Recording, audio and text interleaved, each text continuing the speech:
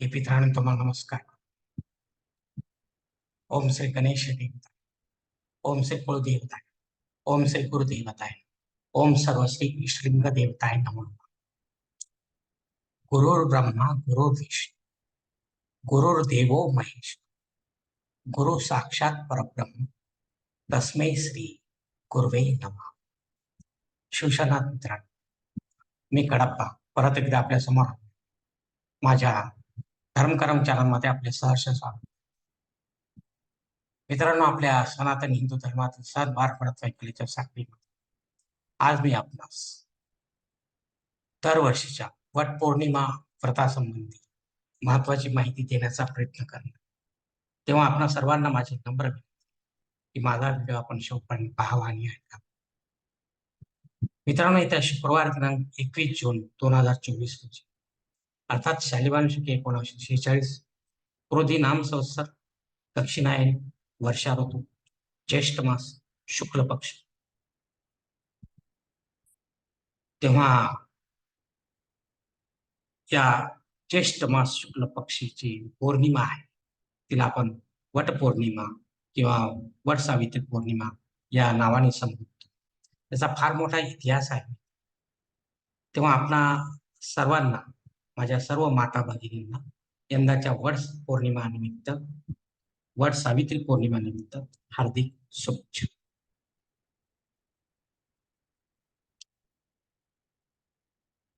मित्रांनो, वट वृक्षामध्ये त्रिशक्तींचा वास असतो. असे काही वृक्ष आपल्या या पृथ्वी तलावर आहेत. हिंदू धर्माची त्यांना मान्यता आहे, वेदांमध्ये मान्यता आहे.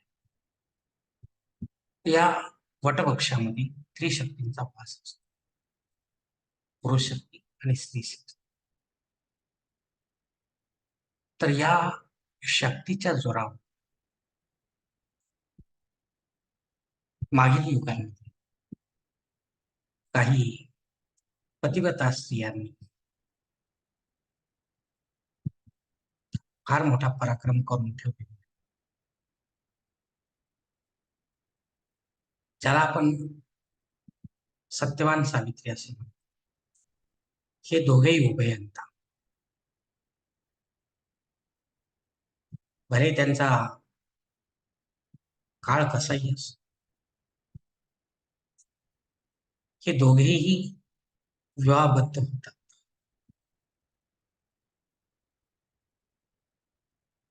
जी सावित्री राजकन्या असते ती नवसाची असते आणि सत्यवान हा आपले भोग भोगत असतो.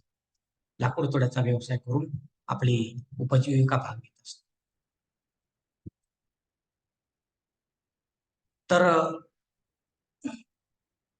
पुढील काही घटनांच्या क्रमानुसार या दोघांही विवाह बंधनात अडकतात. तर सावित्री आणि सत्यवान यांची ही कथा आहे. यांचा हा एकनिष्ठपणा आहे.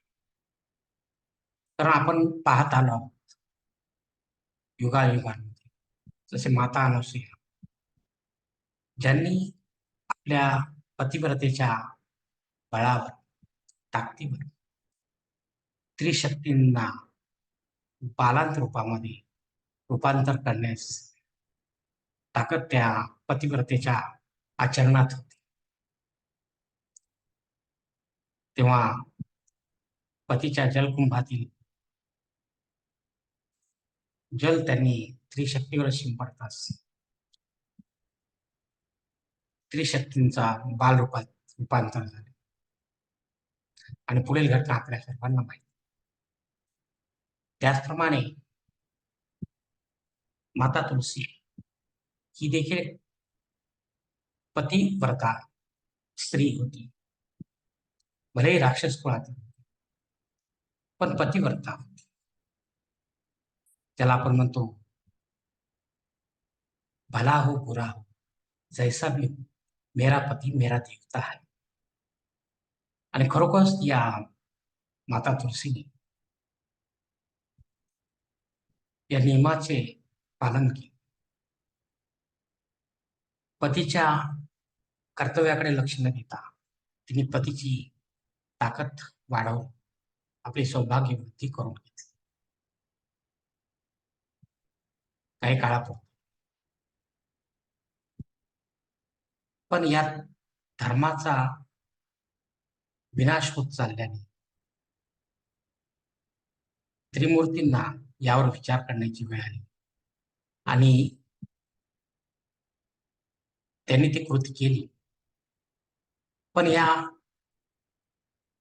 माता तुळशीच्या पातिव्रत्यामध्ये एवढी काही ताकद होती की तिने भगवान विष्णूला देखील दगडात रूपांतर केले. अशी घटना आपल्या सर्वांना माहिती आहे.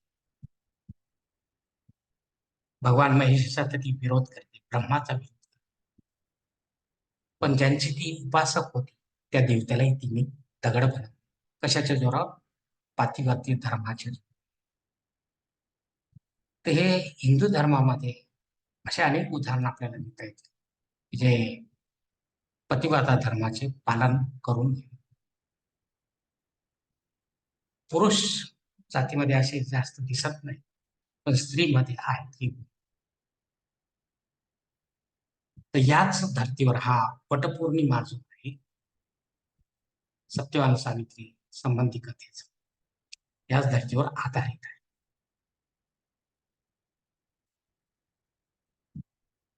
आणि या व्रताचे आचरण जो कोणी स्त्री आपले पतिव्रता धर्माचं पालन करून करत असेल तिला हमखास सौभाग्यवती प्राप्त होते. हे जरी प्राप्त नाही झाले तरी ते प्राप्त करण्याची ताकद या स्त्रीमध्ये पैदा होते. त्याच्यामुळे पतिव्रता धर्म प्रत्यक्ष यमराजाला तिने झुकवली.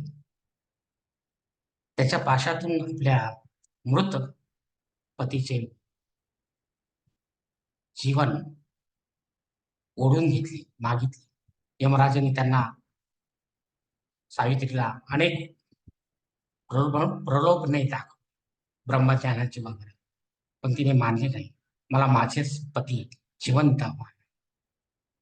शेवटी यमराजाला त्रिशक्तींचा आशीर्वाद घेऊन किंवा त्रिशक्तींचा आदेशाने यमराजाने या सावित्रीला आपल्या सत्यवानाचे प्राण परत केले. तर अशी ही कथा जी आहे ही वडाच्या झाडाखाली घडलेली आहे. सत्यवान ज्या वेळेला लाकूड तोडण्याचा व्यवसाय करतो त्याच वेळेला त्याचे आयुष्य मध्यम होते हे सर्वांना माहीत आहे. तर तो आपला व्यवसाय करता करता कुऱ्हाडीने लाकूड तोडता तोडता तो खाली पडला, मूर्छित झाला आणि गतप्राण झाला. त्यानंतरची ही सर्व घटना आहे. तर असे आजच्या काळामध्ये कलियुगामध्ये आपल्याला जर घडवायचे असेल तर हे ताकद जी आहे हे फक्त आणि फक्त स्त्री जातीमध्ये आहे, तिच्या पतिव्रता धर्मामध्ये आहे. तीच परंपरा, सावित्रीची परंपरा पुढे चालवण्यासाठी, चालत राहण्यासाठी या व्रताचे आचरण या कलियुगामध्ये सांगितलेले आहे. हे आपण विसरता कामा नये.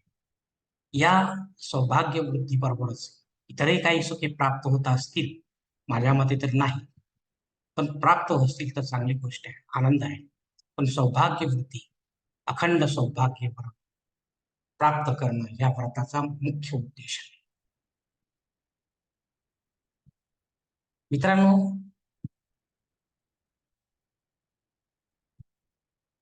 या पतिव्रता धर्म अनेक काही सांगण्यासारखे आहे. माझ्या मते सावित्रीबाई फुले यांनी कन्या शाळा काढली प्रथम. कारण ती गरज होती काळाची. आजही काळाचीच गरज आहे. पण आपला समाज व्यवस्था ही विसरली आणि मुला-मुलांची शाळा एकत्र करून गोंधळ घालून ठेवलेला आहे.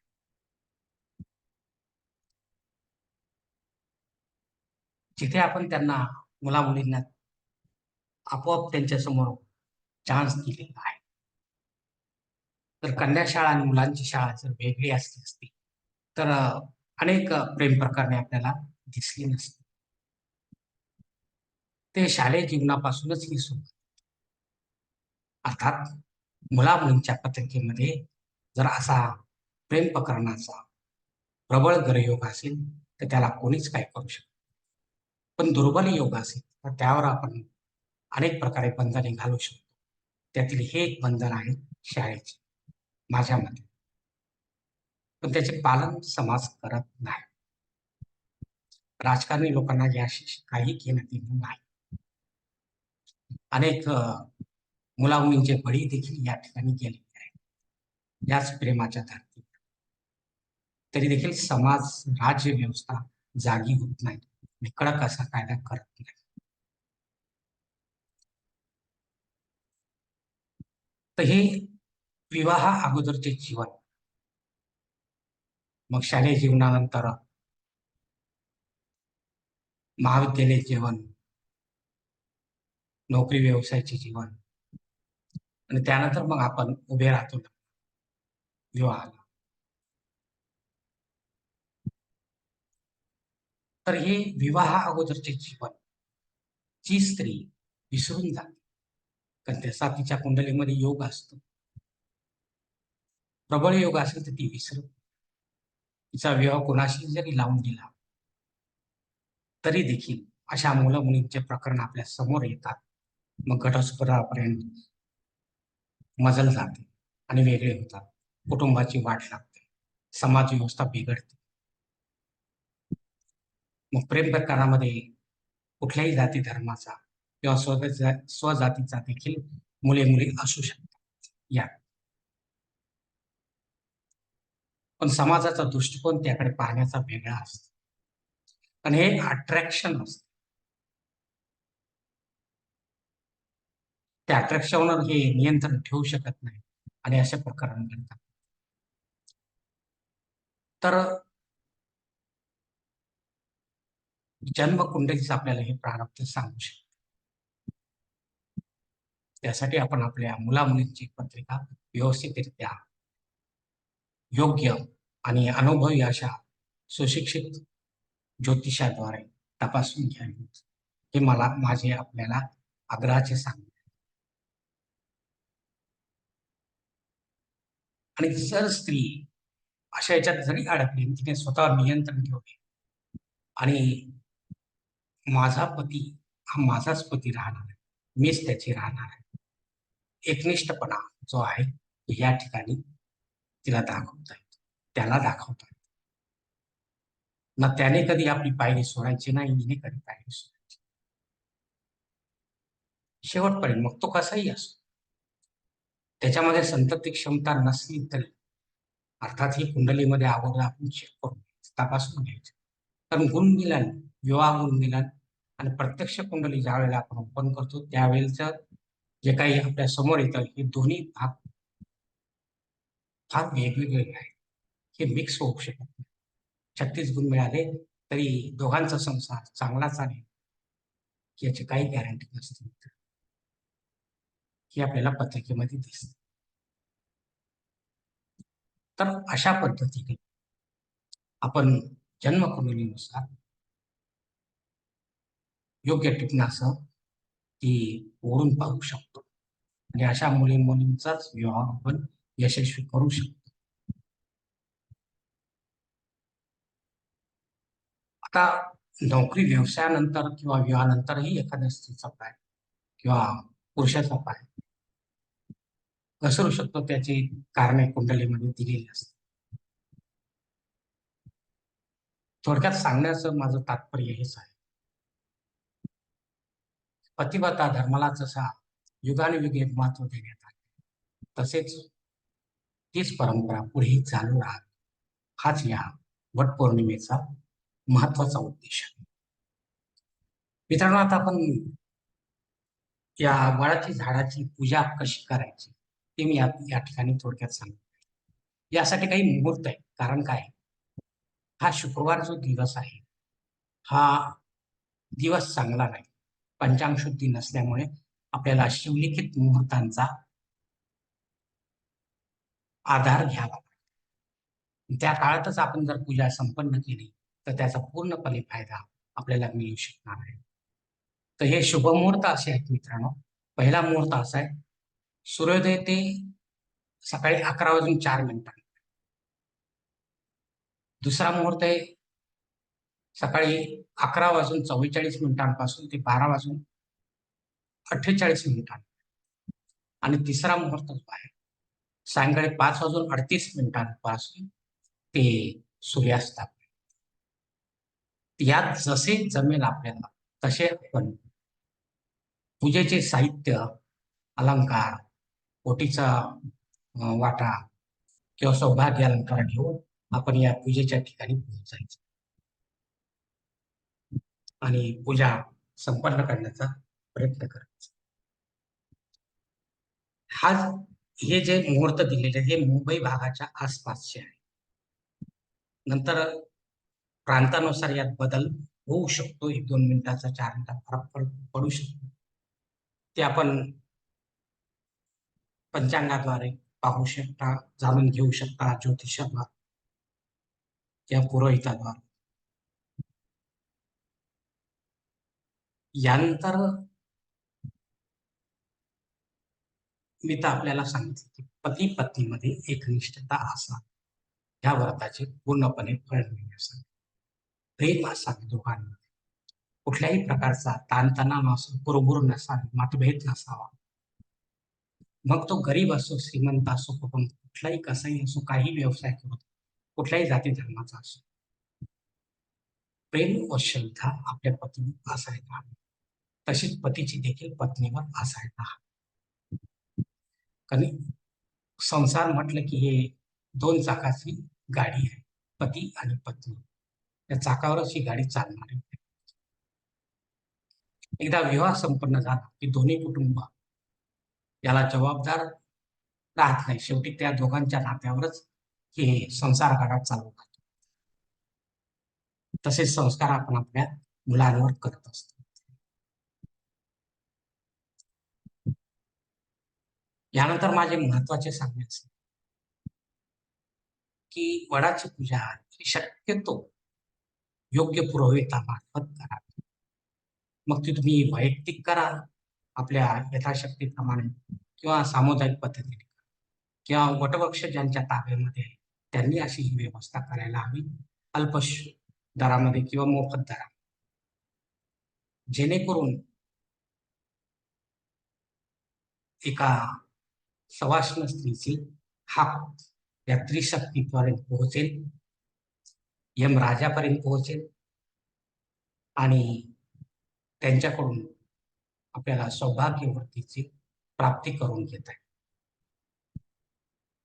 सावित्रीने ते मागितले म्हणून तिला मिळाले. अर्थात या ठिकाणी सावित्रीची पूजा आपल्याला नाही करायची, वटवृक्षाची ज्यामध्ये त्रिशक्ती आहे त्या त्रिशक्तीची पूजा करायची, यमदेवतेची पूजा करायची.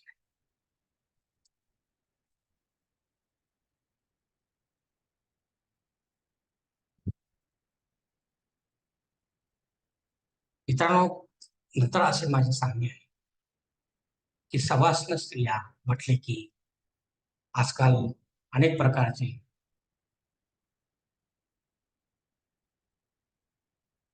कपडे परिधान करतात. पण अशा सणाच्या वेळी, सणासुदीच्या वेळी स्त्रियांनी साडी नेसून डोक्यावर पदर घेणे गरजेचे आहे. कारण ब्रह्मा विष्णू महेश ही त्रिशक्ती आपल्या पती स्वरूपात आहे असेच समजायचे आहे. त्यांच्याकडून वरदान घ्यायचे. तर आपल्या पतीसमोर आपण पदर घेतो तर त्रिशक्तीसमोर तो घ्यायलाच हवा, यमराजासमोर घ्यायलाच हवा. अनेक स्त्रिया ह्या विसरतात. तर असे होता कामा नये असे माझे आग्रहाचे सांगते. कारण हे सवाष्ण स्त्रीचे लक्षण. मित्रांनो, पूर्णपणे सुचिरभूतपणा असावा. पूर्णपणे सुचिरभूतपणा असावा. कोणत्याही प्रकारचा अशौचपणा नसावा. जर असेल तर आपल्याला अशी पूजा करता येणार नाही. करू नये. परिणाम काहीही होऊ शकतो.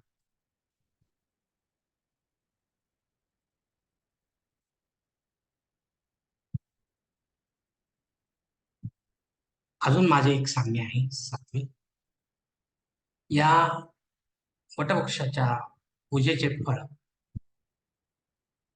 पूर्णपणे जर आपल्याला प्राप्त करायचे असतील तर जिवंत अशा वटवृक्षाचीच पूजा करा. हल्ली फॅशन म्हणून निघाली की वटवृक्ष कुठे शोधायला जायचं, या इमारतींच्या जंगलामध्ये. पण आहेत, शोधाल तसा. पण त्याऐवजी जे काही बाजारामध्ये फांद्या घेऊन बसतात, वटवृक्षाच्या फांद्या तोडून आणतात आणि त्या विकतात 5 रुपये, 10 रुपये. आणि त्या फांद्या आपण घरी आणतो, कुंडीत लावतो तात्पुरती आणि तिची पूजा करतो. तर मला सांगा मित्रांनो, एखाद्या सवाष्णीचा मृत पती जर मृत झाला असेल, तर त्याला त्या मृताच्या यमराजाच्या पाशातून सोडवण्यासाठी फांदी उपयोगी पडेल का जिवंत वटवृक्ष उपयोगी पडेल? फांदी झाडाची तोडली की ती फांदी न्यायची होती. त्यात स्त्रीशक्तींचा वास असेल का? अर्थात नाही. स्त्रीशक्तींचा वास हा वटवृक्षामध्ये, जिवंत वटवृक्ष. तेव्हा माझी सवाष्ण माता भगिनी, अडाणी असो वा सुशिक्षित असो, त्यांनी असे अंधश्रद्धाळू कर्मकांड करू नये. त्यापेक्षा न केलेले बरे. ज्याच्या त्याच्या प्रारब्धानुसार आपल्याला सवाष्ण जीवन जगता येईल किंवा नाही जगता.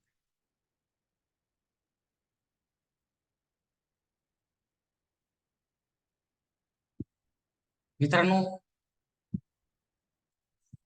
ज्या वेळेला आपण पूजा या वटवृक्षाची करणार आहोत, त्यामुळे कुठले सामान वगैरे आणायचे याची चिंता आपण करायची नाही. त्यासाठी पुरोहित बसलेला आहे. तो पुरोहित तुम्हाला सांगेल की हे सामान, त्या पद्धतीने आपण ती आणायची, त्या पद्धतीने आपण ती सुरुवातीपासून शेवटपर्यंत पूजा करायची.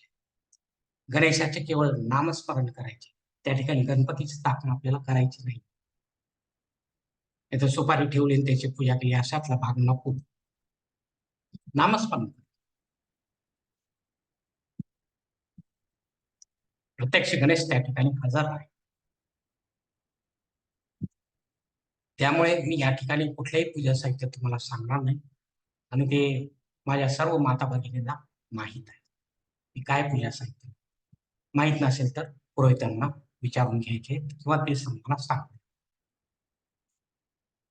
हाही प्रश्न आपला सुटतो मित्रांनो. आता त्यांनी सांगितल्याप्रमाणे आपण पूजा केल्यानंतर शेवटी आपले कर्तव्य ठरते की आपण कुठल्याही पूजेच्या म्हणजे पंचोपचार पूजा करायची, आपल्याला काही षोडोपचार पूजा करायची नाही. केली तर चांगलंच आहे, पण शक्यतो पंचोपचार, दशोपचार पूजा करायची आहे, ज्यामध्ये तांबूल वगैरे आपल्याला व्हायचे, ओटीस सामान आहे, अलंकार सामान आहे. पण ओटीस अलंकार जे आहे, सौभाग्य अलंकार, हे माझ्या माता भगिनीने परिधान करून जायचे, सुचिरभूत. कारण तिथे काही सावित्री नाही तिला ते अर्पण करायला. त्रिशक्ती आहे, ब्रह्मा विष्णू महेश. त्यांच्या समोर आपल्याला सावित्री म्हणून जायचं आहे.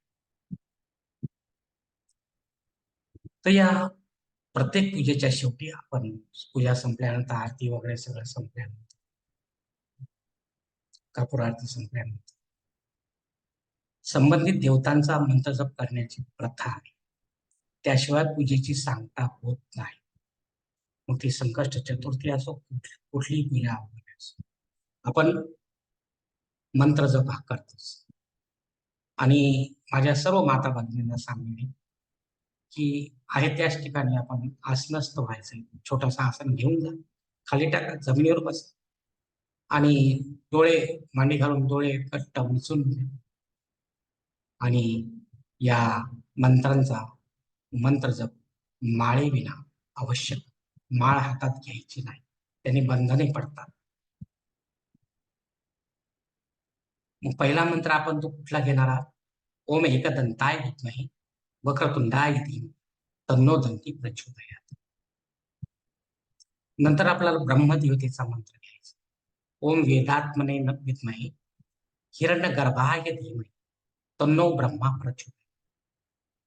यानंतर भगवान विष्णूचा मंत्र घ्यायचा. ओम नारायणाय विद्महे वासुदेवाय धीमहि तन्नो विष्णू प्रचोदयात्. त्यानंतर महादेवाचा मंत्र आपल्याला घ्यायचा आहे. ओम तत्पुरुषाय विद्महे महादेवाय धीमहि तन्नो रुद्र प्रचोदयात्.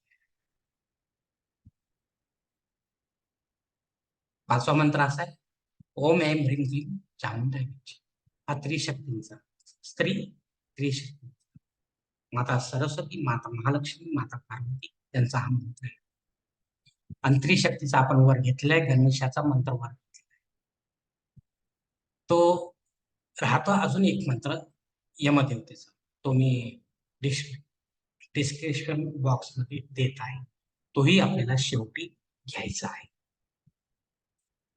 आणि शेवटी आपल्याला जे काय आपण सोपस्कार करणार असाल, ब्राह्मण देवतेला यथाशक्ती अन्न दान, वस्त्रदान,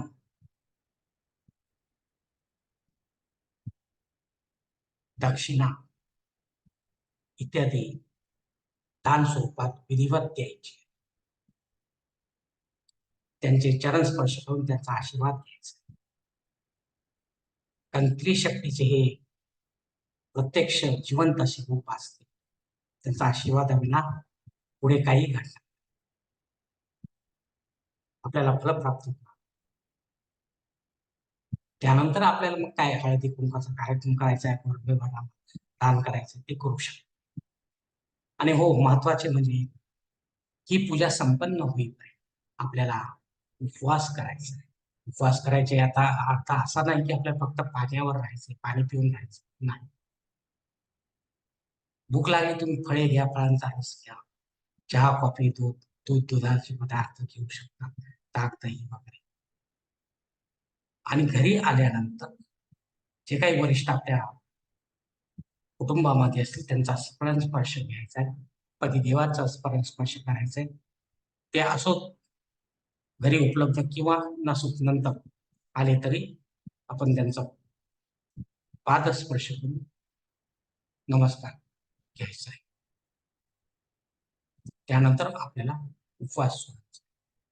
आता दुपारी तुमची पूजा संपन्न झाली, पतिराज समजा रात्री येणार नसतो, तर उपवास सोडण्यासाठी थांबू. उपवास सोड, आल्यानंतर त्यांचं मानपान आपल्याला करता येतं पतिराजाचा. हाच खरा पती धर्म आहे, पतिव्रता धर्म आहे. तर या वटपौर्णिमेच्या माध्यमातून मी आपल्याशी हे मनमोकळेपणाने हितगुज साधले. तेव्हा मी आता आपला निरोप घेतो